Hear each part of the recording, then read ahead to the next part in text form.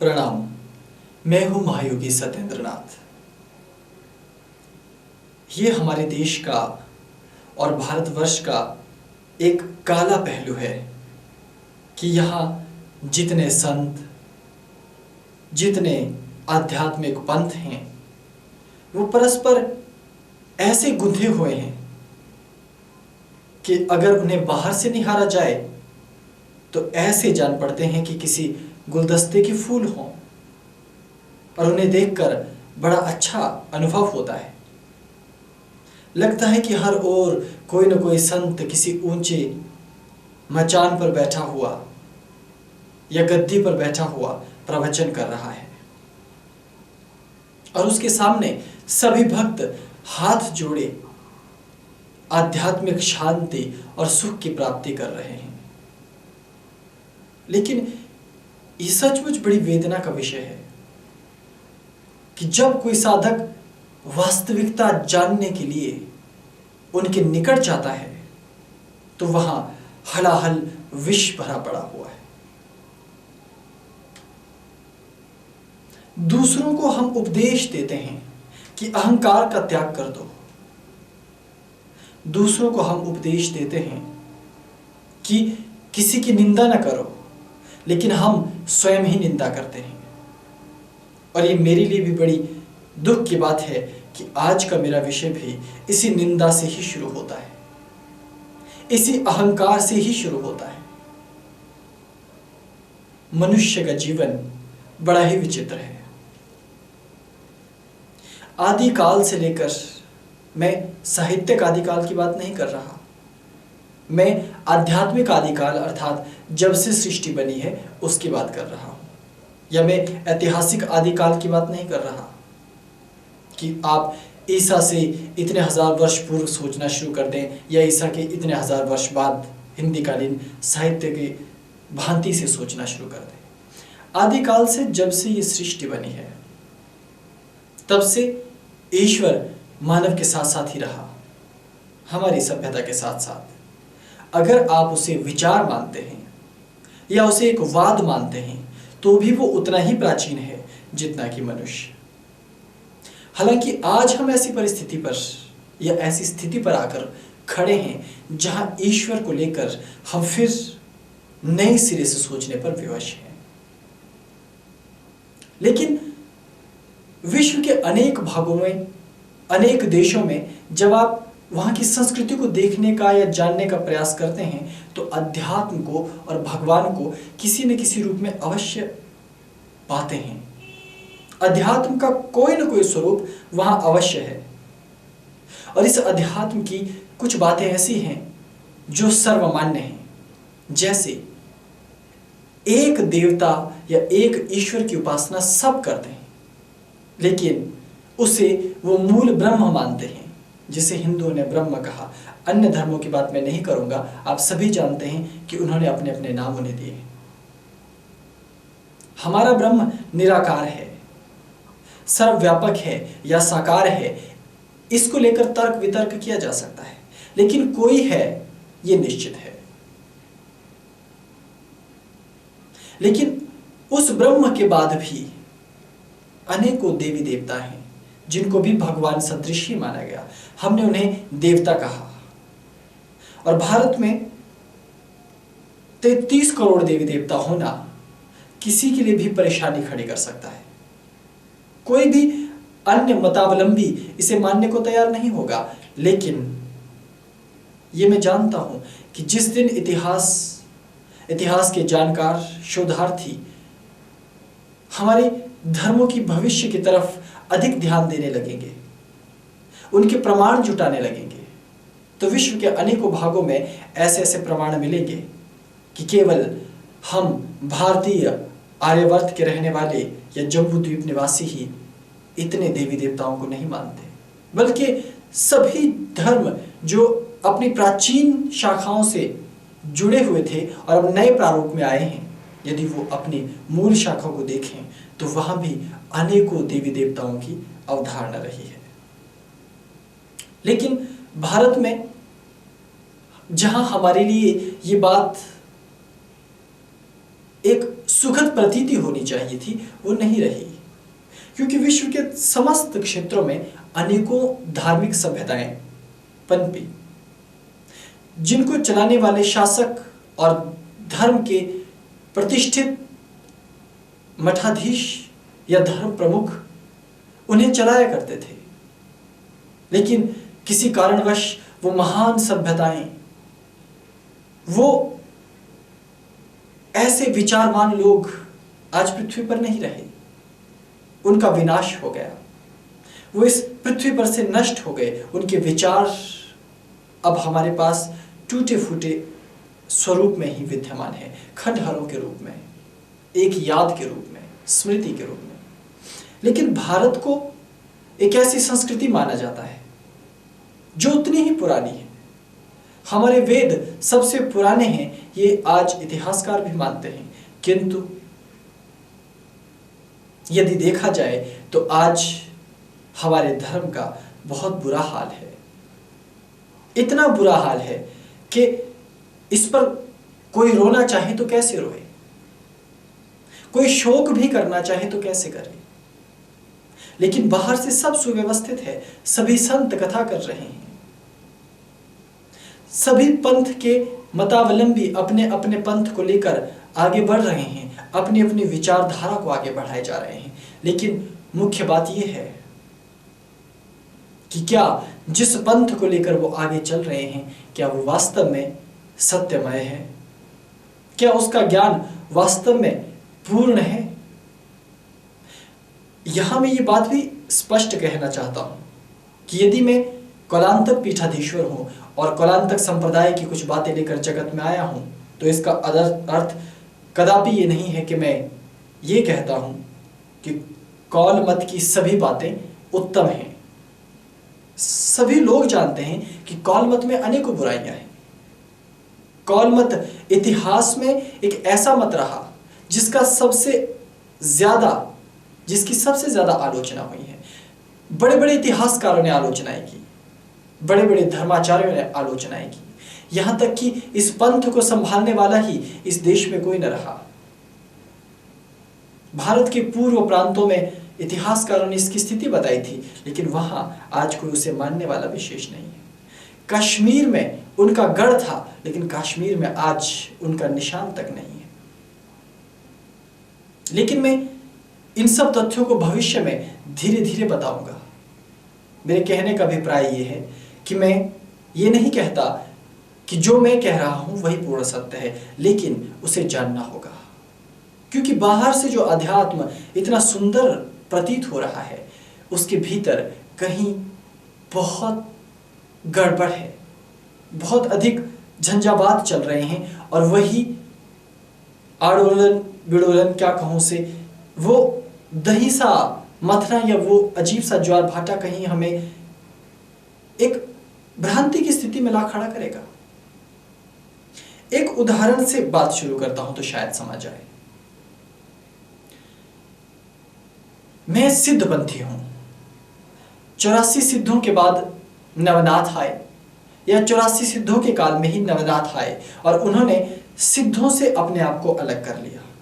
और इसका श्रेय मत्स्येंद्र नाथ जी को जाता है, और उससे भी अधिक पूर्ण श्रेय गुरु गोरक्षनाथ जी महाराज को जाता है। गुरु गोरक्षनाथ एक अमर सत्ता है और परम सिद्ध व्यक्ति हैं। सिद्ध कौन होता है ये आम लोग भी नहीं जानते, इसीलिए आम मनुष्य सिद्धों से डरते थे, घबराते थे। यहां तक कि आम मनुष्यों की बात छोड़ दीजिए, बड़े बड़े साहित्यकारों ने सिद्धों के विरुद्ध बातें लिखी हैं कि वो तो आडंबर करते थे, प्रपंच करते थे। लेकिन उनसे भी यदि कोई पूछे कि क्या आपने ये देखा कि उन्होंने जो प्रक्रियाएं या जो क्रियाएं की वो सचमुच में आडंबर थी? आपको इस बात की जानकारी कैसे है कि सिद्धों के द्वारा जो प्रचलित ज्ञान था वो आडंबर था? आप आज पैदा होकर उनकी परिस्थिति का अनुमान लगाते हैं। अध्यात्म ऐसी बातों को नहीं मानता, लेकिन अध्यात्म और भी ज्यादा मूढ़ हो जाता है कभी कभी। महाहिमालय एक ऐसा अद्भुत स्थान है, अदृश्य में या दृश्य में, जिसे हम कौलांतक पीठ कहते हैं, सिद्धाश्रम, ज्ञानगंज, दिव्य भूमि, स्वर्ग, ऐसे अनेकों अलंकारों और उपमाओं से उसे पुकारते हैं। वो हिमालय में कहीं स्थित है।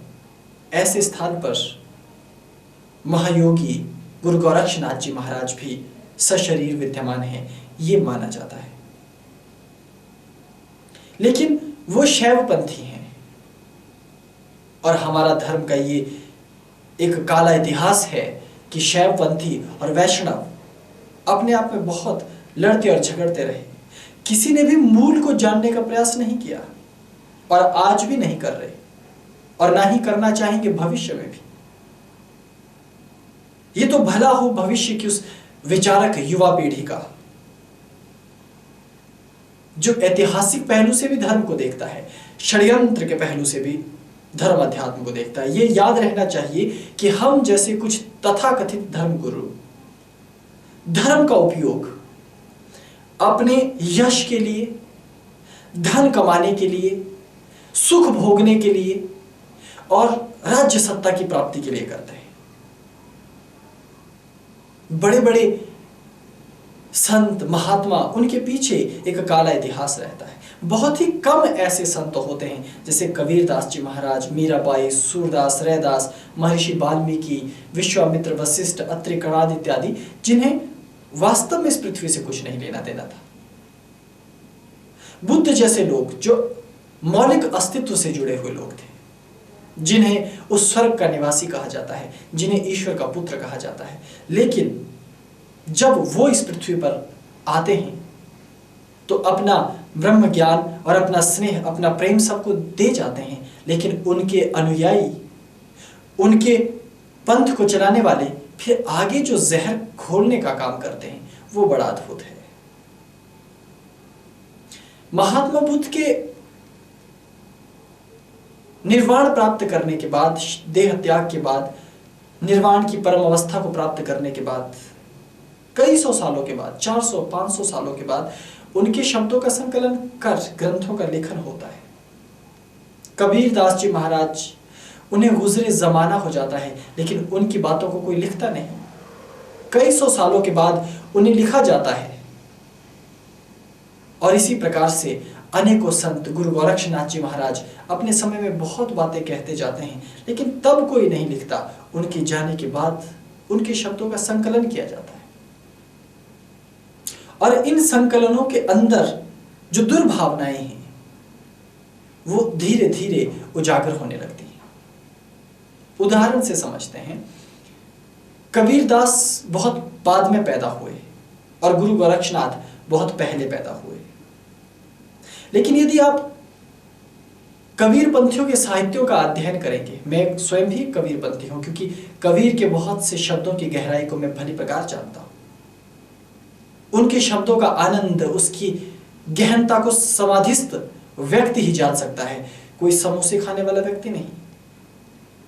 लेकिन बावजूद इसके कोई भी व्यक्ति जो कबीर के पंथ को चलाता है, गोरक्ष और कबीर की कथा को बड़े अद्भुत तरीके से, बहुत जिसे क्या कहा जाए, बढ़ा चढ़ाकर बड़े अभिनय के साथ बताता है। आप भी उस कथा का आनंद लीजिए। कहानी ये है कि कबीर दास जी उनके गुरु थे, जिन्हें रामानुजाचार्य या रामानंद इस प्रकार के नामों से शास्त्रों में वर्णित किया गया है, यानी ग्रंथों में, भक्तिकालीन साहित्यिक ग्रंथों में उनका विवरण है, इतिहास में विवरण है। कहा जाता है कि उन्हें गुरु गोरक्षनाथ जी महाराज ने यह कहा कि आओ हम परस्पर शास्त्रार्थ करते हैं, जो हारेगा वो एक दूसरे का शिष्य बन जाएगा। पहले हम यही रुक जाते हैं, कथा को फिर आगे बढ़ाएंगे। एक बात अच्छी तरह समझ लीजिए कि कोई भी व्यक्ति जो वास्तव में समाधि तक पहुंच गया हो, या जिसे एक दिन भी बहुत ज्यादा है, जिसे कुछ घंटों की भी समाधि लगी हो, वो व्यक्ति किसी को शिष्य बनाने या किसी को गुरु बनाने के आडंबर में नहीं फंसता। समाधि में जाने का तात्पर्य यही है, अपने आप में गुरुतुल्य हो जाना, अपने आप में शिवमय हो जाना, अपने आप को महाअवस्था में प्राप्त करना, अनुभव करना, या सृष्टि के आदि से जुड़ जाना। लेकिन कथा कहती है कि दोनों एक दूसरे को शिष्य बनाने के लिए लड़ते हैं। अब यहां दो अलग अलग कथाएं हैं और देखिए कथाओं में कितना भ्रम है। पहले कबीरपंथियों की कहानी। कबीरपंथी कहते हैं कि जब कबीर को यह पता चला कि मेरे गुरु को शास्त्रार्थ के लिए पुकारा गया है, बुलाया गया है, चुनौती दी गई है, तो वो भी अपने गुरु के साथ आए, क्योंकि उन्हें मालूम था कि उनके गुरु नहीं जीत पाएंगे। इसलिए जब गुरु गोरक्षनाथ जी महाराज आए तो कबीर ने कहा कि पहले मुझसे शास्त्रार्थ कर लीजिए, मेरे गुरु से बाद में करिए।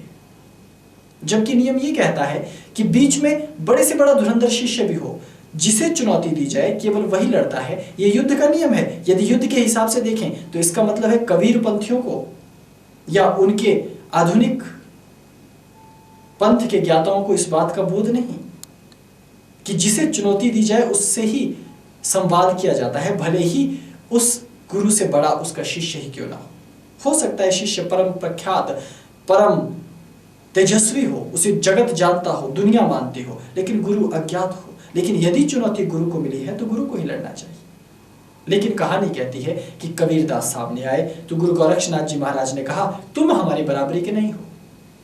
क्या एक ऐसा व्यक्ति जिसने एक बहुत बड़े पंथ की स्थापना की है किसी को ऐसा शब्द कह सकता है? चलिए फिर भी मान लेते हैं कि उन्होंने ऐसा कहा।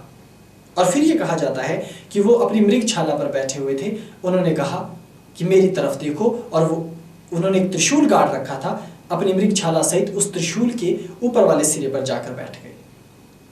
फिर कबीर पंथियों की कथा ये कहती है कि गुरु गोरक्षनाथ जी ने कहा कि तुम पहले मेरी बराबरी पर आओ, तब तुमसे बात होगी। तब गुरु गोरक्षनाथ जी की इस चुनौती का बदला उन्होंने कैसे दिया कि वो ऊन काटने वाली एक तकुली, एक शब्द होता है हिंदी का, जिसमें एक वो चरखे के साथ प्राचीन समय में एक छोटी सी एक लकड़ी की बनी हुई या धातु की बनी हुई एक चरखी सी होती थी जिस पर धागा लिपटा रहता था, तो उसे ऊपर फेंक दिया गया आसमान पर, और कई सौ फीट, 300-400 फीट ऊपर जहां वो धागा समाप्त हुआ, वो बिल्कुल सीधा धागा आकाश में खड़ा रहा, और फिर कबीर जी उस पर जाकर बैठ गए। ये कहानी कहती है। लेकिन यहां अगर आप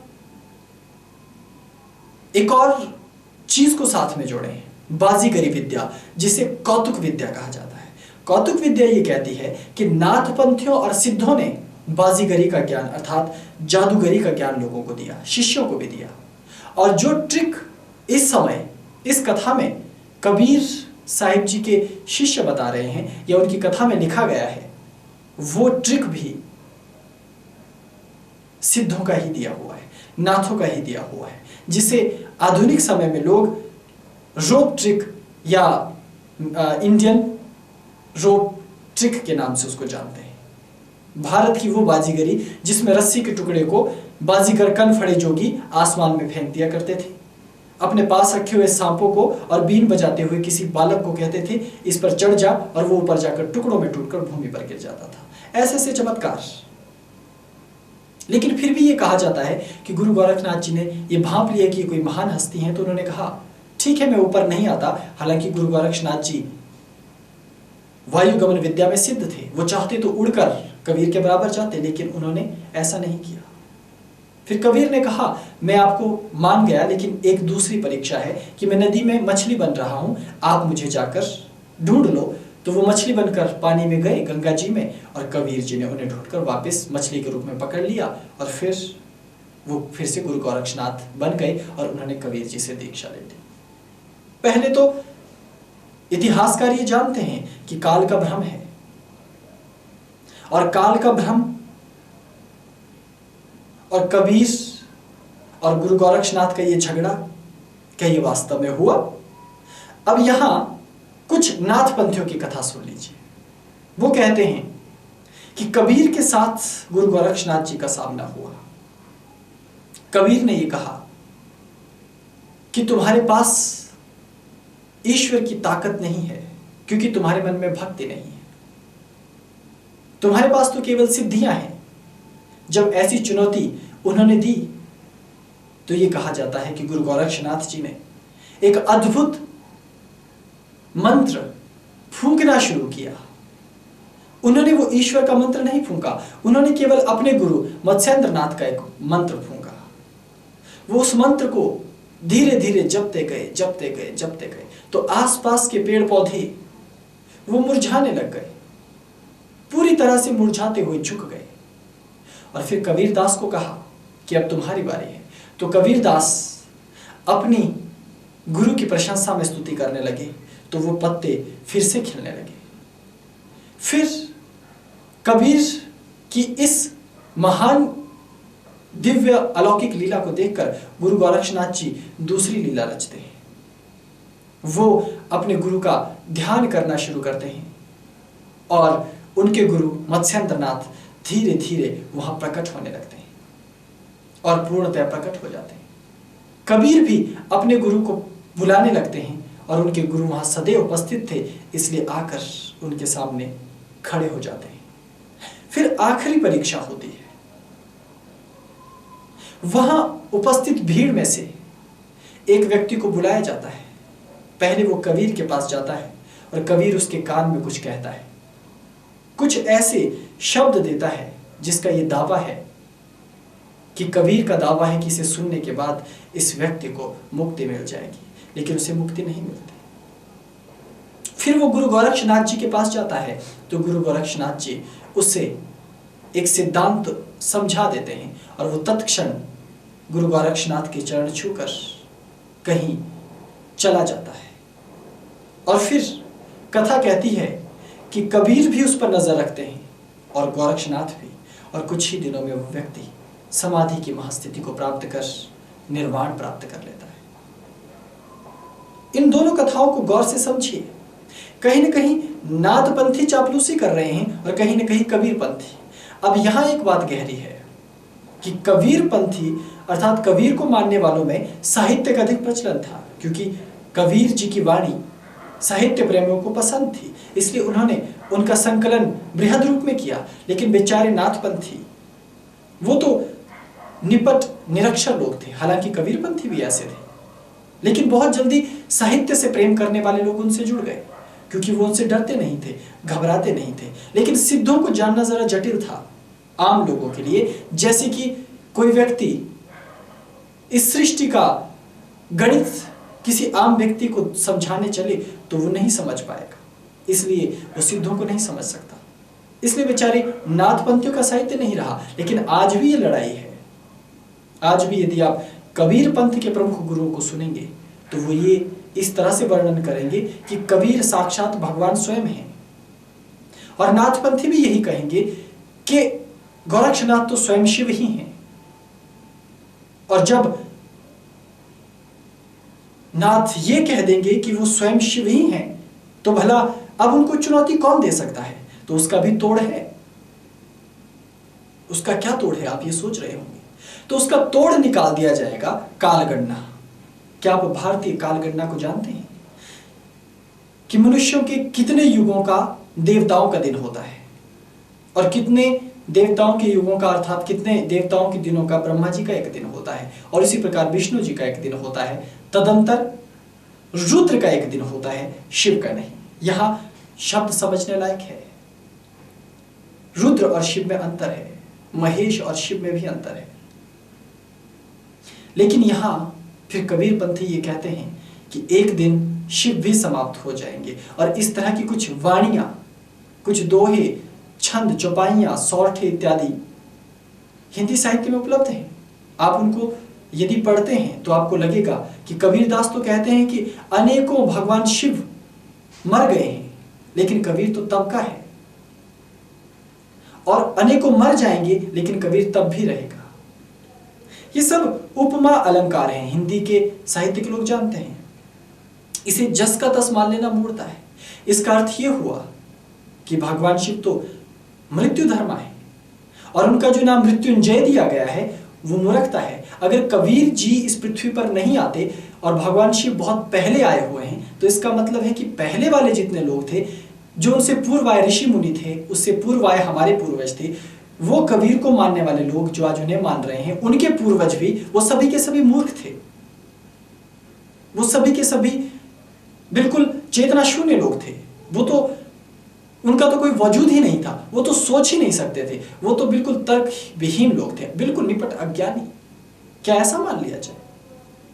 नहीं, भविष्य के साधकों को सचेत रहना होगा, मुझसे भी, ऐसे अन्य गुरुओं से भी, कोई भी हो, क्योंकि वो अपने पंथ की बड़ाई जरूर करेगा और उसके लिए कुछ झूठे तथ्यों का सहारा भी लेगा। अब एक और ऐसी ही रोचक कथा मैं सुनाता हूं, सिद्धों के बारे में ही। सिद्धों में एक बालक हैं जिनका नाम है बाबा बालकनाथ, और ये मेरे लिए खुशी की बात है कि वो हिमाचल प्रदेश में ही अपनी महास्थिति को प्राप्त हुए। वहां उनका विशेष पीठ है, लेकिन उनकी कथा को अब सुनिए। अब उन दोनों के काल में अंतर है, पैदा होने के कालों में अंतर है, लेकिन क्योंकि गुरु गोरक्षनाथ जी सबसे अधिक प्रचारित संत हैं, इसलिए उनके बड़े कद का लाभ दूसरे व्यक्ति भी तो लेना चाहते हैं। अब वहां पर भी एक कथा है। अब कथा यह है कि छोटा सा एक बालक है, सिद्ध पंथ का, महासिद्ध बालक, और इसमें कोई शंका नहीं है कि वो सिद्ध नहीं है, परम सिद्ध है, और अभी भी सदैव जीवित माने जाते हैं, जैसे कि गुरु गोरक्षनाथ जी महाराज। और हिमालयों के उसी ज्ञानगंज में, उसी सिद्धाश्रम में, उसी महाहिमालय में या उसी कौलांतक पीठ में आज भी वो सदैव उपस्थित माने जाते हैं। कहा जाता है कि उनके तपोबल को देखकर, उनकी ख्याति को सुनकर, क्योंकि वो भी चमत्कार बहुत करते थे, उनके चमत्कारों की व्याख्या सुनकर अपने शिष्यों के साथ गोरक्षनाथ जी आए और उन्हें अपना चेला बनाने लगे। ये बड़ी हैरानी की बात है कि आखिर गोरखनाथ जी को ऐसी भी क्या जरूरत पड़ी थी कि हर कोई व्यक्ति, कोई भी सिद्ध अगर पृथ्वी पर आ गया तो वो उनका चेला ही बन जाए? ऐसा भी आखिर क्या था? लेकिन चलिए कथा है, सुन लेते हैं। तो जब बालक ने इनकार किया तो कहा जाता है कि गुरु गोरक्षनाथ जी ने जबरदस्ती चिमटे से उनके कान बींधे और वहां से दूध की धाराएं फूटने लगी। ये कथा है।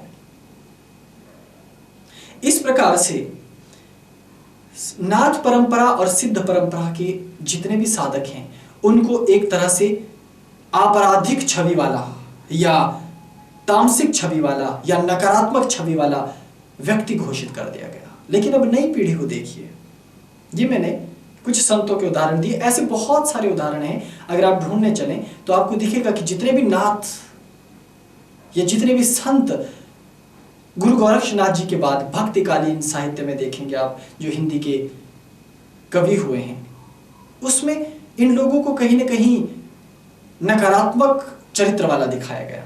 आखिर इसका कारण क्या है?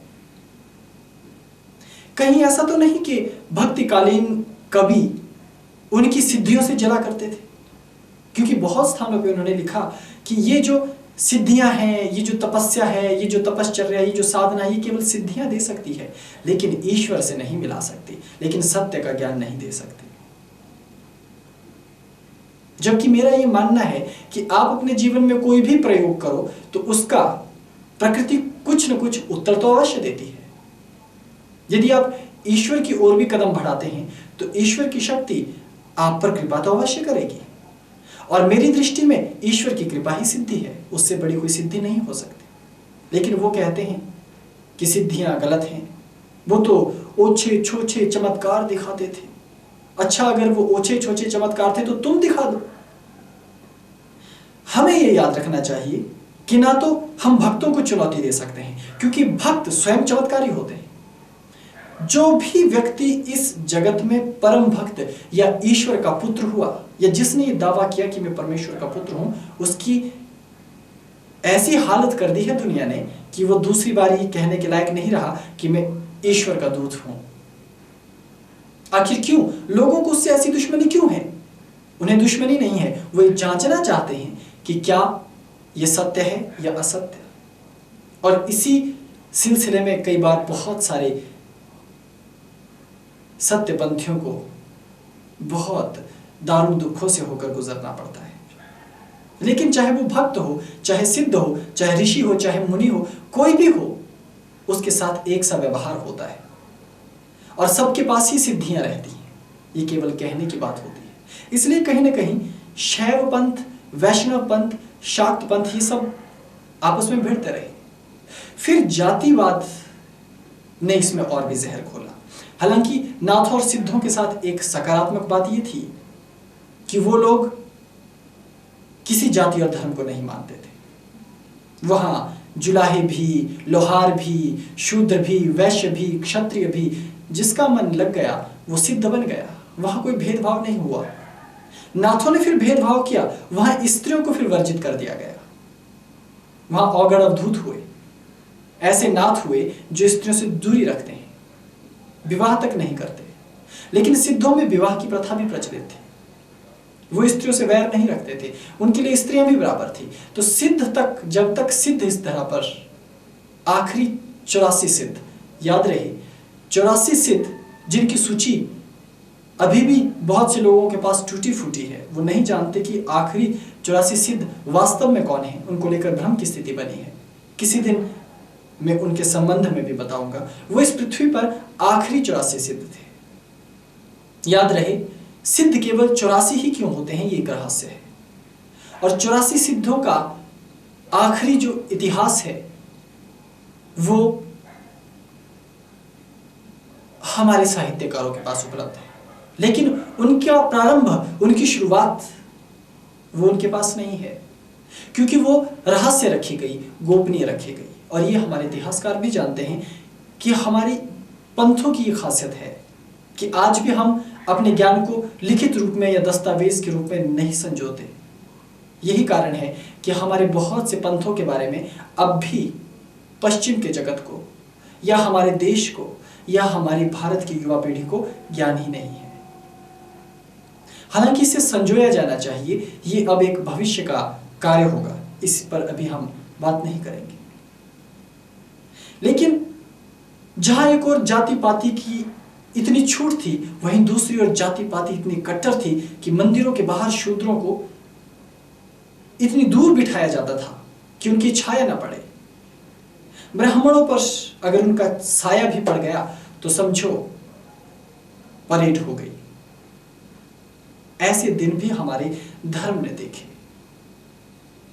वेदों के नाम पर, शास्त्रों के नाम पर उनमें कुछ मनगढ़ंत श्लोक जोड़ दिए गए जिसमें स्त्रियों का साधना वर्जित कर दिया गया। स्त्रियों को साधना के क्षेत्र में और गुरु धारण तक मना कर दिया गया कि बिना पति की आज्ञा के वो गुरु नहीं बना सकती। पति बिना पत्नी की आज्ञा के गुरु बना सकता है, लेकिन पत्नी नहीं। ये बड़ा अजीब सा एक उदाहरण है। और एक मिस्त्री पूरा का पूरा घर बना लेता है, लेकिन जब वो बना ले तो उसके भीतर नहीं आ पाता। ये वैष्णव संप्रदाय का एक ऐसा काला इतिहास है जिस कारण लोगों ने धीरे धीरे वैष्णव पंथ को नकार दिया और शैव होते चले गए। लेकिन जैसे ही वैष्णव पंथ को ये जागृति हुई कि अरे ये क्या हो रहा है, तो अब वर्तमान समय में इन कुरीतियों को नष्ट कर दिया गया। लेकिन अब भी कितने पंथ हैं? कोई कहता है कि केवल वेद ही सब कुछ है, कोई कहता है कि केवल उपनिषद ही सब कुछ है। लेकिन इन सब के बीच में कहीं न कहीं कलंकित हो रहा है हमारा धर्म, उसका इतिहास। परस्पर इन छोटे छोटे संतों को प्रतिष्ठित करने के लिए उनके शिष्य जो आडंबर रचते हैं, वो कहीं न कहीं धर्म की बड़ी हानि कर देते हैं। कबीर पंथियों के पास अपने साहित्य को कबीर के द्वारा लिखित होने का कोई सबूत नहीं है, नाथ पंथियों के पास भी नहीं है। तो ऐसे में फिर झगड़ा क्यों?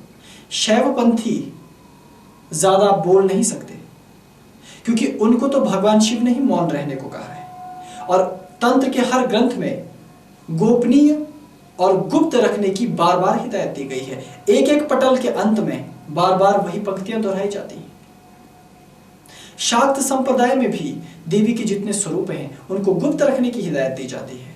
तो भला ऐसे में युवा पीढ़ी और वास्तव में धर्म की खोज करने वाला सत्य तक कैसे पहुंच पाएगा?